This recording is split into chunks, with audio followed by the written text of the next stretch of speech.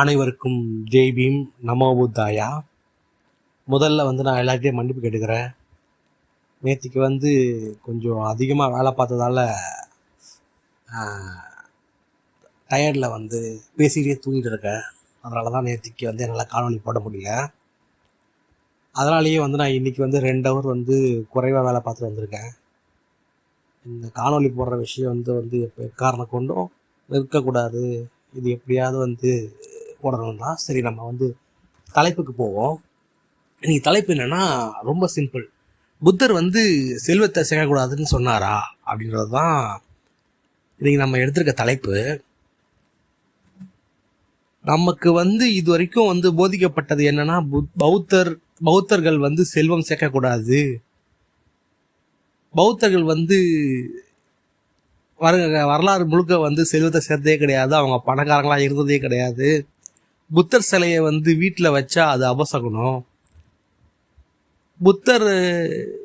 புத்தரே பிச்சை எடுத்தா வாழ்ந்தார், அதனால் புத்தர் சிலையை வீட்டில் வச்சா எல்லாரும் பிச்சை எடுக்க ஆரம்பிச்சிருவாங்க. இப்படிலாம் நிறைய மித்துகள் இருக்குது, சரியா? ஆனால் இந்த மித்தெல்லாம் இவங்களுக்கு எங்கேருந்து கிடைக்குது? புத்தர் எங்கேயுமே சராசரி குடும்பத்தில் வாழ்கிற மனிதர்களை பார்த்து, குடும்பத்தில் வாழ்கிற குடும்பஸ்தர்களை பார்த்து எங்கேயுமே நீங்கள் பிச்சை எடுத்து வாழுங்கன்னு சொல்லவே கிடையாது. பிச்சைன்றது பண்டைய இந்தியாவில்ன்றது சாதாரண விஷயம் கிடையாது. அது ஒரு மிகப்பெரிய புனிதமான விஷயமா பார்க்கப்பட்டுச்சு. ஏன்னா அப்போ புத்தருக்கு முன்பு இருந்தே சமணர்களை லேசாக பார்க்கல. அவங்க இந்த மக்களை நல்வழிப்படுத்தணும் அப்படிங்கிறதுக்காகவே தங்களுடைய வாழ்க்கையே அர்ப்பணிச்சவங்க. அதனால் அவங்க எல்லாரையுமே உயர்வாக தான் பார்த்தாங்க. இதை எப்படி புரிய வைக்கிறதுன்னு கேட்டோம்னா, இந்தியாவுடைய வளம் அப்படி. அந்த காலத்தில் இந்த வளம் பொதுவாகவே நாடோடி அலையிறாங்க இல்லையா, அவங்கக்கிட்ட பார்த்தீங்கன்னா உயரிய சிந்தனைகள் வரவே வராது. நாடோடிகிட்ட கதைகள் நிறைய இருக்கும். நான் இதை பண்ணேன், அதை பண்ணேன், என்னுடைய முன்னோர்கள் காட்டை அழித்தாங்க, சிங்கத்தோட வேட்டையாடினாங்க, புலி கூட படுத்தாங்க, நாய் கூட எழுந்தாங்கன்ற மாதிரி கதைகள் நிறைய இருக்கும். ஆனால் அவங்கக்கிட்ட தத்துவம்ன்றது எதிர்பார்க்கவே முடியாது நாடோடிகிட்ட. ஆனால் ஒரு இடத்துல ஒரு நாகரிகத்தோடு வாழ்ந்த மக்கள் இருக்காங்கள்ல, அவங்கக்கிட்ட பார்த்தோம்னா அந்த மாதிரியான கதைகள் இருக்கவே இருக்காது அதிகமாக. ஏன்னா அவங்களுடைய நினைவுகள் அந்த கதைகள்லாம் மறந்து போயிருக்கும். ஏன்னா அவங்க பல நூற்றாண்டுகளாக ஒரே இடத்துல வாழ்கிறாங்க இல்லையா. அதனால் ரெண்டாவது, பண்டைய இந்தியாவில் இந்த செல்வ செழிப்பு எப்படி இருந்துச்சுன்னா, உலகம் முழுக்க இருந்து இங்கே வணிகம் பண்ணிருக்காங்க. உலகம் முழுக்க இங்கிருந்து தானியங்களையும் நகைகள் அது இதுன்னு இங்கிருந்து வாங்கிட்டு போயிருக்காங்க.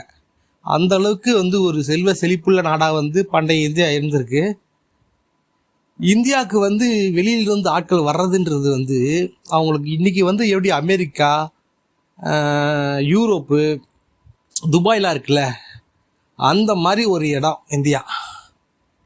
இந்தியாவுக்கு போகிறதுன்றது அவங்களுக்கு ஏதோ ஒரு இன்ப சுற்றுலா போகிற மாதிரி இருந்திருக்கு அந்த காலத்தில். அந்த அளவுக்கு செல்வ செழிப்பான நாடாக இருந்திருக்கு. அதனாலே நிறைய மனிதர்களுக்கு எதிரான சிந்தனைகளும் அங்கே இது உருவாகும். கொள்ளடிக்கிறதாகட்டும், நிறைய என்ன சொல்கிறது, உதாரணத்துக்கு எலிகளை வச்சு ஒரு இடத்துல 2000 எலிகளை வச்சு ஒரு விஞ்ஞானி ஆராய்ச்சி பண்ணியிருக்காரு. அந்த எலிகளுக்கு 3 வேளையும் நல்ல சோறு, இருக்க இடம், படுக்க இடம், தண்ணி கிண்ணி எல்லாமே கொடுத்து பண்ண ஆரம்பிச்சா கிட்டத்தட்ட ஒரு 125 நாள் அந்த எலிகள் தானாகவே அழிஞ்சு போச்சான். ஏன் அந்த எலிகள் அழிஞ்சு போச்சுன்னா, அவங்களுக்கு புத்தி சொல்ல அந்த கூட்டத்தில் யாருமே இல்லை. அந்த மாதிரி செல்வ செழிப்போட ஒரு நாடு இருக்குன்னா அவங்களுக்கு என்ன பண்ணுறதுன்னு தெரியாது. சும்மா போருக்கு போகிறது, சண்டைக்கு போகிறது, அடுத்து அடிக்கிறது, எல்லா வேலையும் பார்ப்பாங்க. அந்த மாதிரி நேரத்தில் தான் சமணம்ன்ற ஒரு கான்செப்ட் உள்ளே வருது. சமணம்னா ஜெயினம் கிடையாது. சமணம்ன்றது ஒட்டு மொத்தமாக வைதிக வைதிகத்தை வந்து எதெல்லாம் எதிர்க்கிறாங்களோ அது எல்லாமே சமண மதங்கள், அசைவகமாக இருக்கட்டும், சாங்கியமாகட்டும், மாயாவாதமாகட்டும், எல்லாமே சமண மதங்கள் தான்.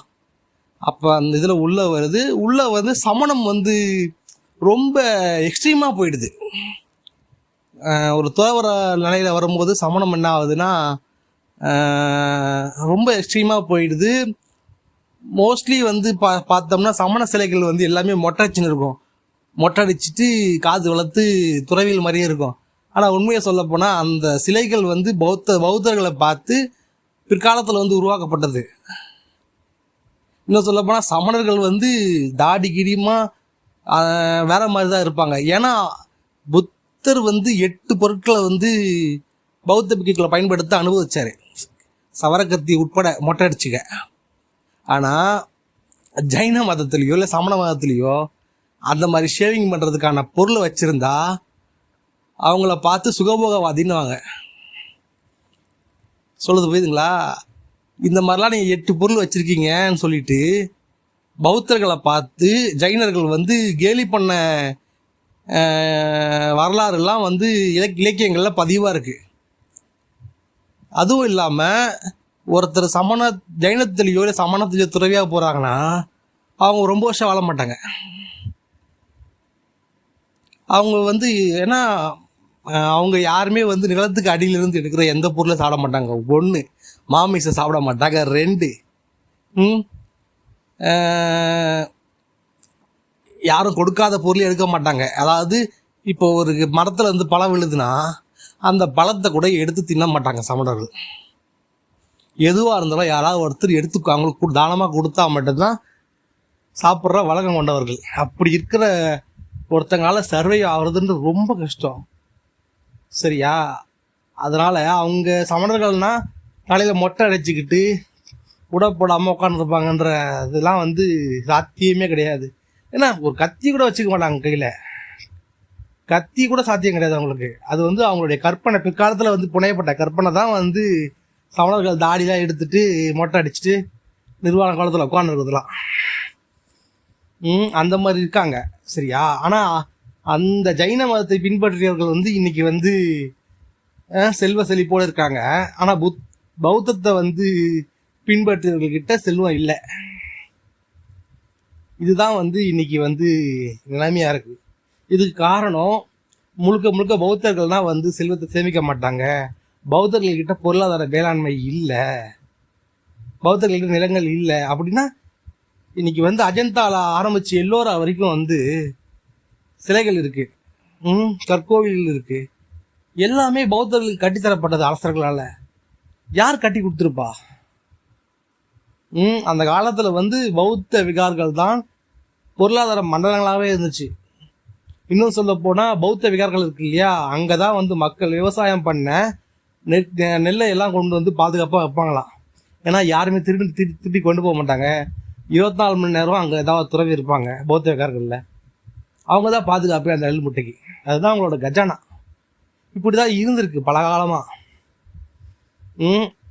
ஆனால் இது எல்லாத்தையுமே வந்து அழிச்சவங்க ஒரு பொய்யை பரப்பி விடுறாங்க. பௌத்தம்னா வந்து பொருள் சேராது, பௌத்தர்கள் வந்து வழங்கினா அவங்க வந்து விளங்காமல் போயிடுவாங்க. இப்படிலாம் வந்து ஒரு மாயையான பொய்யை வந்து பரப்பி இன்னைக்கு வரைக்கும் லைக் வச்சுருக்காங்கப்பா.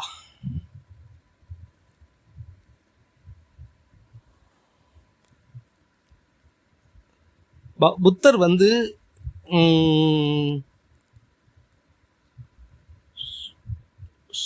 சுகபால சுபயோ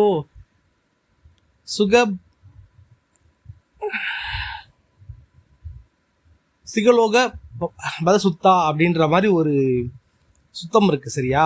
அந்த சுத்தத்தில் புத்தர் வந்து எப்படிலாம் வந்து பொருளாதாரத்தை மேம்படுத்திக்கலாம், எந்தெந்த பழக்கங்கள்லாம் வந்து செல்வத்தை அளிக்கும், எதை செய்யணும் எதை செய்யக்கூடாது, முதல்ல தொழில் எப்படி பண்ணணுன்றதை பற்றிலாம் புத்தர் சொல்கிறாரு.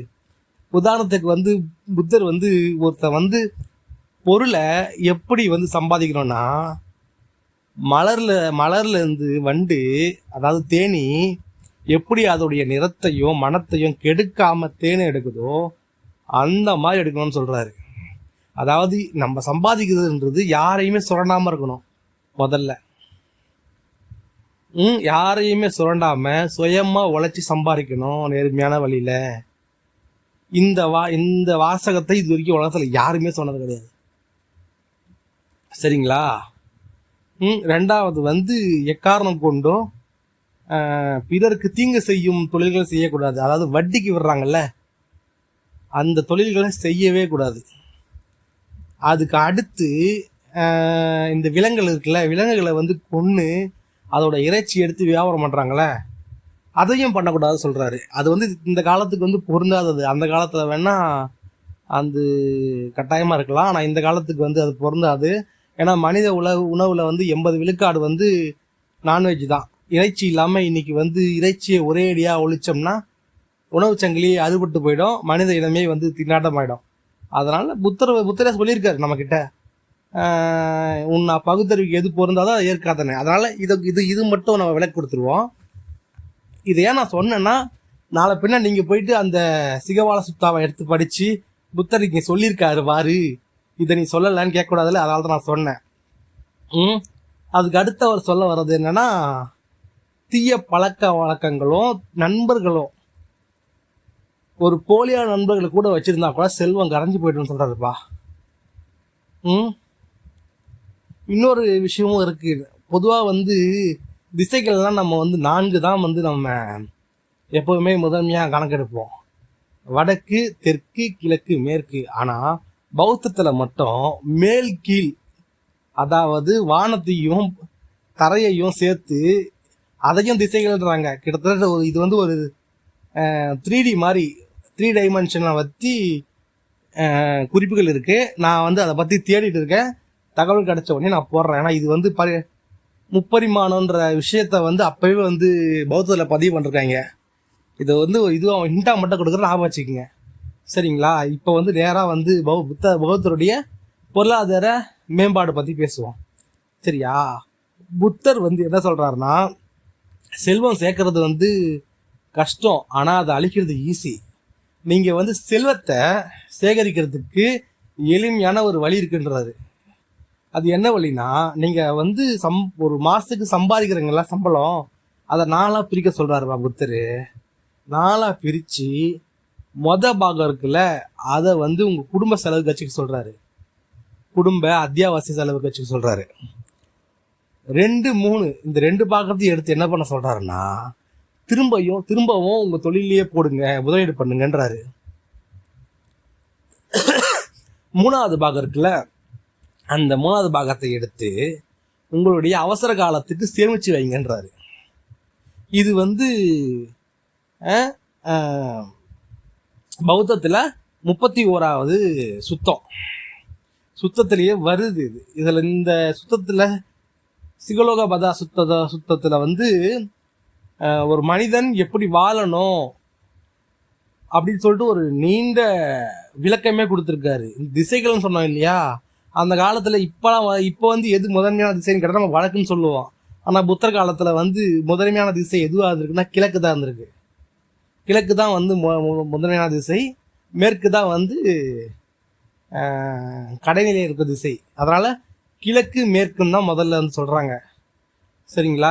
அதனால தான் வீடுகளை எப்பவுமே கிழக்க பார்த்த வைக்கணும், வாசல் வைக்கணும் அப்படின்ற கான்செப்ட் இங்கே தான் வருது. வடக்குன்றது எப்போ வந்துச்சுன்னா, இந்த காந்தப்புலம் இருக்குல்ல, காந்தப்புலத்தை எப்போ கண்டுபிடிச்சாங்களோ அப்போதுல இருந்தால் வடக்கு தெற்குன்றது முதன்மையான இதுவாக வந்திருக்கு. சரிங்களா? கிழக்கும் மேற்கும் தான் பௌத்த காலத்துலேருந்தே இதுவாகப்படுறது. அந்த கிழக்கு மேற்கு வடக்கு தெற்கு மேல் கீழ் இந்த 6 தான் வச்சும் குடும்பத்தை இந்த 6 திசையிலையும் ஒவ்வொரு உறவுகளை குறிக்குது. உதாரணத்துக்கு கிழக்குன்றது பெற்றோரை குறிக்கும், மேற்குன்றது ஆசிரியரை குறிக்கும், தெற்குன்றது மனைவியை குறிக்கும்,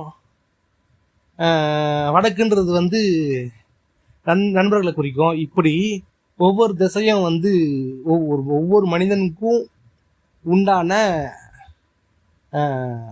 உறவுகளை எப்படி நம்ம பின்பற்றணும், எப்படி நம்ம பாதுகாக்கணும் அப்படிங்கிறத பற்றிலாம் இந்த சிகலோக பத சுத்தால புத்தர் சொல்லியிருக்காரு.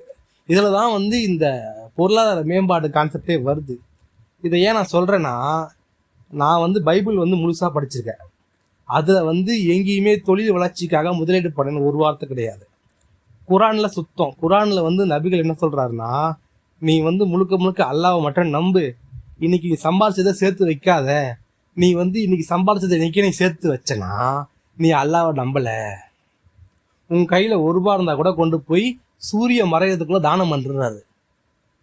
இஸ்லாமியர்கள் வந்து செல்வமே சேர்த்துக்கூடாது குரான் படி, அது நபிகளே சொல்லியிருக்காரு.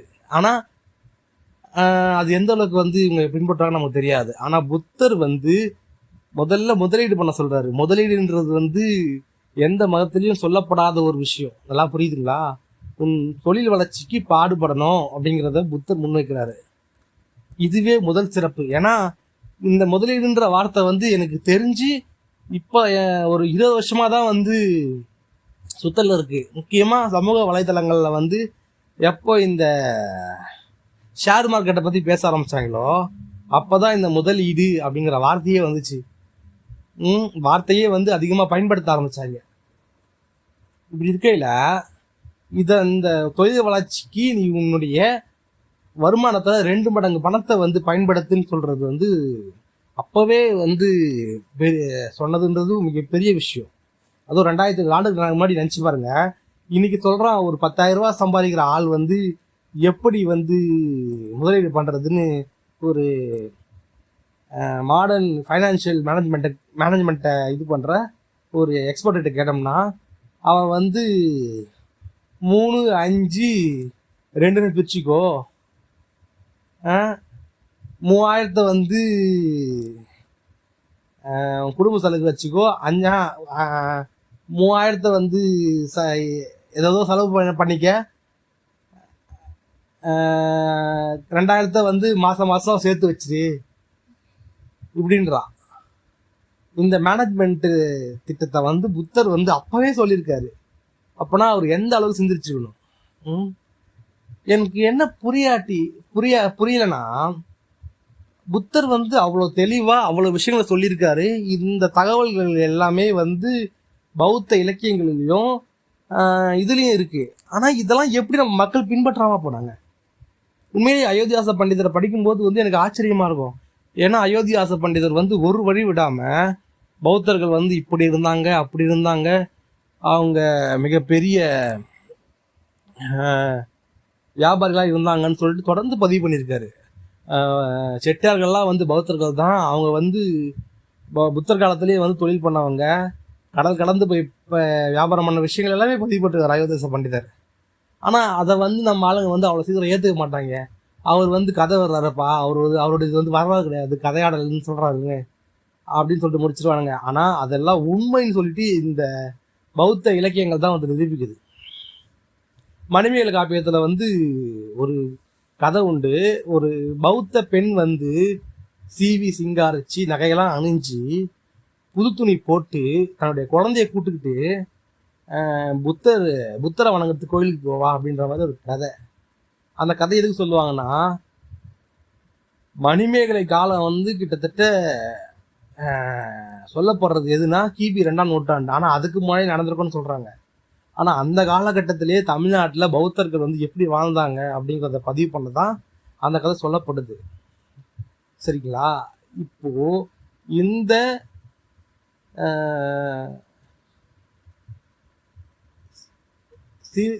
சிலக லோத சுத்தா அப்படிங்கிறது வந்து அது அந்த கதை வந்து உண்மை அப்படிங்கிறது நமக்கு வந்து நிரூபிக்குது. பண்டிதர் சொன்னதும் உண்மை, மணிமேகலை இருக்கிறதும் உண்மைன்னு. அதனால் தயவு செஞ்சு புத்தரை வந்து அபசகுணமாக பார்க்குறத நிறுத்துங்க. பௌத்தம் வந்து எங்கேயுமே நம்மளை சேமிக்க வேணாம்னு சொல்லவே கிடையாது. சேமிக்கணும், ஆனால் பிறரை வந்து பாதிக்காத வகையில் சேமிக்கணும், சம்பாதிக்கணும். யாருக்குமே எந்த பாதிப்பும் வரக்கூடாது. பிறருக்கு வந்து துன்பம் தர மாதிரி எந்த ஒரு தொழிலும் நம்ம செய்யக்கூடாது. இதை தான் புத்தர் சொல்கிறே தவிர சேமிக்க வேணாலும் அதை வந்து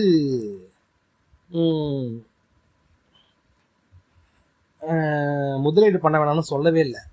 இன்னும் சொல்லப்போனால் முதலீடுன்ற வார்த்தைலாம் வந்து எவ்வளோ முக்கியம்னு சொல்லிட்டு ஒரு ஃபைனான்ஷியல் எக்ஸ்பர்ட் கிட்ட கேட்டோம்னா அவங்க சொல்லுவாங்க. சரிங்களா? அதனால் இனிமே வந்து பௌத்தம்ன்றது வந்து வெறும் பிச்சை எடுக்கிற மதம், அபசகுனம் இதெல்லாம் வந்து எவனா சொன்னானா நம்பவே நம்பாதீங்க. நம்ம அப்படி கிடையவே கிடையாது. மன்னிச்சிருங்க, நீ ஃபுல்லாக கத்தி கத்தி வாய்ஸ் வந்து ரொம்ப தொண்டெல்லாம் கட்டிக்கிச்சு. ரெண்டாவது ரொம்ப டயர்டாக வேறு இருக்கேன். அதனால தான் வந்து என்னால் சரியாக பேச முடியல. கவனம் செலுத்தி நான் நாளைக்கு வந்து இன்னும் கொஞ்சம் ப்ரிப்பேர் பண்ணிக்கிட்டு ரொம்ப தெளிவாக பேசுகிறேன். சரிங்களா? ஜெய் பீம், நம புத்தா.